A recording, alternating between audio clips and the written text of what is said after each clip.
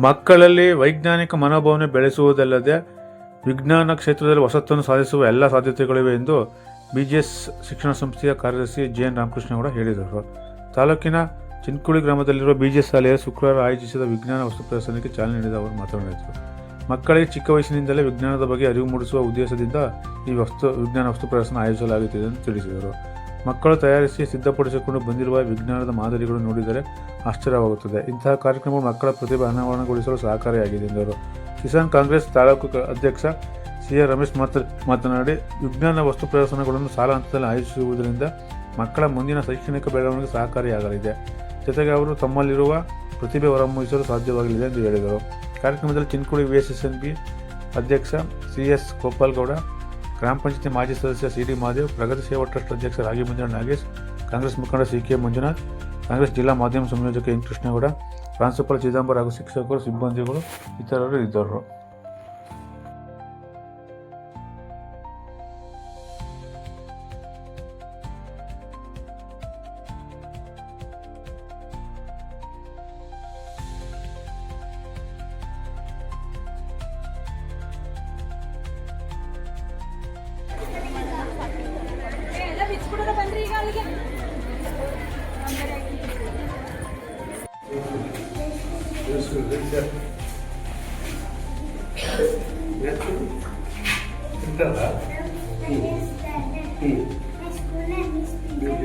Vidyalaya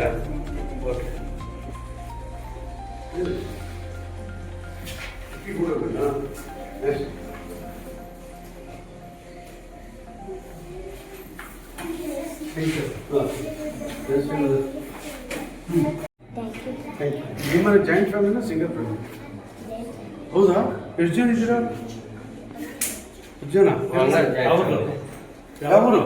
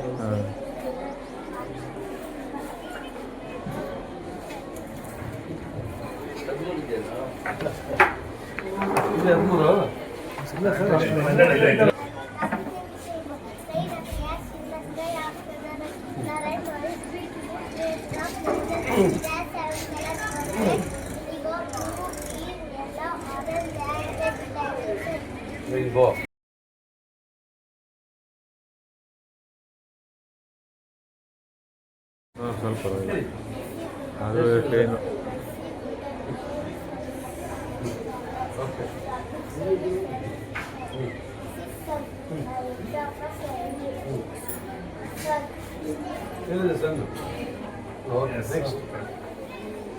help us to think.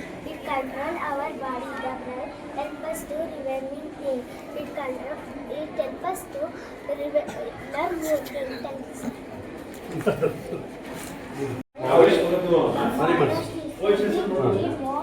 More many animals. Beautiful trees give us clean air to breathe. There are Animal kingdom classified into two groups, vertebrate and invertebrate. Vertebrate means they have backbone, example man. Invertebrate means they do not backbone, example insects. Invertebrate classified into 8 phylums. They are: first one Porifera, example Cycon. They are form on skin. Second one Ceolentata, example jellyfish. They have cavity. Platyhelminthes, example tapeworm. They have platyhelminthes Fourth one, task mantis. Example, roundworm. They have round body. They are parasites. Annelids, earthworm. They have annelids. Annelids. Example, earthworm. They have segmented legs. Arthropoda. Example, crab, insects. They have segmented legs. ನಮ್ಮಂದರಿಗೆ ಹೇಳಿದ್ದೀನಿ. Molluscan, example, octopus or snail. They have soft body. Echinodermata, example, starfish. They have continuously in marine. They are spiny skinned animals. Thank you. ಬಹುಶಃ ಈ ವಿಜ್ಞಾನ ದಿನದ ಈ ಪ್ರಯುಕ್ತ ಚಿಂಚೋಳಿ ಶಾಲೆಯ BGS ಶಿಕ್ಷಣ ಸಂಸ್ಥೆಯಲ್ಲಿ ಎಲ್ಲ ಪೋಷಕರು ಮತ್ತು ನಮ್ಮ ಶಿಕ್ಷಕರ ಸಹಕಾರದೊಂದಿಗೆ ಇವತ್ತು ವಿಜ್ಞಾನ ಪ್ರದರ್ಶನವನ್ನು ನೋಡ್ತಾ ಇದ್ದೀವಿ. ಬಹುಶಃ PKG ಇಂದ ಹಿಡಿದು LKG, UKG, first, second, third ಇಲ್ಲಿವರೆಗೂ ಕೂಡ ಮಕ್ಕಳುಗಳು ಅವರದ್ದೇ ಆದ ನಿಟ್ಟಿನಲ್ಲಿ ಒಂದೊಂದು ಪ್ರಯೋಗಗಳನ್ನು ಮಾಡ್ತಾ, ಒಂದು ವಿಚಾರಗಳನ್ನು ಚಿಂತನೆ ಮಾಡ್ತಾ ಅದನ್ನು ಹೇಗೆ ವೈಜ್ಞಾನಿಕವಾಗಿ ರೂಪಾಂತರಗೊಳ್ಬೋದು ಅನ್ನೋದ್ರ ಬಗ್ಗೆ ಬಹಳಷ್ಟು ವಿಶಿಷ್ಟ ವಿಚಾರಗಳನ್ನು ಬಹುಶಃ ನಾವು ಇಲ್ಲಿವರೆಗೂ ನೋಡ್ತಾ ಇದ್ದೀವಿ. ಈ ಚಿಕ್ಕ ವಯಸ್ಸಿಗೆ ಪ್ರಾರಂಭಿಕ ಹಂತದಲ್ಲೇ ಮಕ್ಕಳಿಗೆ ವಿಜ್ಞಾನದ ಬಗ್ಗೆ ಒಂದು ಆಸಕ್ತಿಯನ್ನು ಹೆಚ್ಚು ಹೊಂದ್ಬೋದು ಅನ್ನುವಂಥ ಒಂದು ಇರಾದೆ ನಾವು ಇಟ್ಕೊಂಡಿದ್ದೀವಿ. ಬಹುಶಃ ನಾನು ನೋಡ್ಕೊಳ್ಳುವಂಥ ಎಲ್ಲ ಶಾಲೆಗಳಲ್ಲೂ ಕೂಡ ಈಗಾಗಲೇ ಒಂದು 8-10 ದಿವಸ ಆಯಿತು. ಬಹುಶಃ ಇದು 9ನೇ 10ನೇ ಶಾಲೆ ಅಂತ ನಾನು ಅಂದ್ಕೊಂಡಿದ್ದೀನಿ. ಆ ಎಲ್ಲ ಶಾಲೆಯಲ್ಲೂ ಕೂಡ ಆ ಭಾಗದ ಪೋಷಕರು, ಯಾಕೆಂದರೆ ಈ ಟೈಮ್ನಲ್ಲಿ ನಾನು ಪೋಷಕರಿಗೆ ತುಂಬ ಧನ್ಯವಾದ ಹೇಳಬೇಕು. ಯಾಕೆಂದರೆ ನಾವು ಏನು ಮಾಡಬೇಕು ಅಂತಿದ್ದೀವೋ ಅದನ್ನು ಪೋಷಕರ ಮುಂದೆ ತಿಳಿಸ್ತೀವಿ. ಹೀಗೆ ಮಾಡಬೇಕಾಗಿದೆ, ನಿಮಗೆ ಇಂಥ ಒಂದು ಟಾಪಿಕ್ ಕೊಟ್ಟು ಹೀಗೆ ನೀವು ಮಾಡ್ಕೊಂಬನ್ನಿ ಅಂತ ಹೇಳಿ ಬಹುಶಃ ಅವರು ಸಹಕಾರ ಕೊಟ್ಟು ಅದ್ರ ಜೊತೆಗೆ ನಮ್ಮ ಶಿಕ್ಷಕರು ಸಂಪೂರ್ಣವಾದ ಮಾಹಿತಿಗಳನ್ನು ಕೊಡೋದ್ರ ಮುಖಾಂತರ ಮಕ್ಕಳುಗಳನ್ನು ಸಿದ್ಧಗೊಳಿಸ್ತಾರೆ. ಬಹುಶಃ ಈಗಾಗಲೇ ನೀವು ನೋಡಿದ್ರಿ ಅಂತ ನಾನು ಅಂದ್ಕೊಂಡಿದ್ದೀನಿ. LKG, UKG, PKG ಮಕ್ಕಳುಗಳು ಅದ್ಭುತವಾಗಿ ಒಂದು ವಿಚಾರವನ್ನು ಇಟ್ಕೊಂಡು ಬಹುಶಃ 1 ನಿಮಿಷ 2 ನಿಮಿಷ ಅದ್ರ ಬಗ್ಗೆ ಎಕ್ಸ್ಪ್ಲೈನ್ ಮಾಡ್ತಾಯಿದ್ದೀನಿ. ಹೇಗಾಗುತ್ತೆ, ಏನಾಗುತ್ತೆ, ವಾಟರ್ ಸೋರ್ಸಸ್ ಹೇಗಿರ್ತದೆ, ಸೋಲಾರ್ ಸಿಸ್ಟಮ್ಸ್ ಹೇಗಿರ್ತದೆ, ಈ ಥರದ ಕೆಲವು ವಿಚಾರಗಳನ್ನು ಸೂಕ್ಷ್ಮವಾಗಿ ಮನಸ್ಸಿನಲ್ಲಿ ಮನದಟ್ಟು ಮಾಡ್ಕೊಂಡು ಮಕ್ಕಳುಗಳು ಹೇಳ್ತಿದ್ದಾರೆ. ಬಹುಶಃ ಅದು ನೋಡಿದಾಗ ಖುಷಿ ಅನಿಸುತ್ತೆ. ಯಾಕೆ ಅಂತಂದರೆ ಈ ಹಂತದಲ್ಲೇ ನಾವು ಮಕ್ಕಳಿಗೆ ವಿಜ್ಞಾನ ದಿನವನ್ನು ಆಚರಣೆ ಮಾಡುವ ಒಂದು ಸಣ್ಣ ನೆಪದಲ್ಲಿ, ಆ ವಿಜ್ಞಾನ ದಿನವನ್ನು ನೆನಪು ಮಾಡ್ಕೊಳ್ಳೋಂಥ ಒಂದು ಸಂದರ್ಭದಲ್ಲಿ ನಮ್ಮ ಶಾಲೆಯ ಮಕ್ಕಳುಗಳು ಕೂಡ ಕ್ರಿಯೇಟಿವಿಟಿಯನ್ನು, ಒಂದು ಸಣ್ಣ ವಿಚಾರಗಳನ್ನು ಇಟ್ಕೊಂಡು ಅದನ್ನು ಹೇಗೆ ಚರ್ಚೆ ಮಾಡ್ಬೋದು, ಹೇಗೆ ಪ್ರಯೋಗಾತ್ಮಕವಾಗಿ ಮಾಡಬೇಕು ಅನ್ನೋದ್ರ ಬಗ್ಗೆ ಭಾಳಷ್ಟು ಕಾಳಜಿಯನ್ನು ವಹಿಸಿ ಭಾಳ ಚೆನ್ನಾಗಿ ಮಾಡಿದ್ದಾರೆ. ನನಗೆ ತುಂಬ ಖುಷಿಯಾಯಿತು. 20% ಇನ್ನು ನೋಡಿಲ್ಲ ಅಂತ ನಾನು ಅಂದ್ಕೊಂಡಿದ್ದೀನಿ. ಬಹುಶಃ 4-5 ಗಂಟೆ ಆಗ್ತದೆ. ಎಲ್ಲ ಮಕ್ಕಳುಗಳನ್ನು ಮಾತಾಡಿಸಿ ಅವ್ರು ಮಾಡುವಂಥ ಎಲ್ಲ ಟಾಪಿಕ್ಗಳನ್ನು ವಿವರಣೆ ಕೇಳಿ. ಕೆಲವು ಮಕ್ಕಳುಗಳು ಭಯವಾಗಿ ಹೇಳೋಕ್ಕಾಗದೇ ಇರ್ಬೋದು, ಚಿಕ್ಕ ಮಕ್ಕಳು. ಆದರೆ ಬೆಳೆದಂಥ ಮಕ್ಕಳು, ತಿಳ್ಕೊಂಡಂಥ ಮಕ್ಕಳು, ಧೈರ್ಯವಾಗಿರುವಂಥ ಮಕ್ಕಳು ತುಂಬ ಚೆನ್ನಾಗಿ ಉತ್ತರ ಕೊಟ್ಟರು. ಅದು ನೋಡಿದ್ರೆ ನಾವೀಗೆಲ್ಲ ಮಾತಾಡ್ಕೊತಾ ಇದ್ದೆವು. ನಾವು ಓದೋ ಕಾಲದಲ್ಲೂ ಕೂಡ ಈ ಅನುಕೂಲಗಳಿರಲಿಲ್ಲ.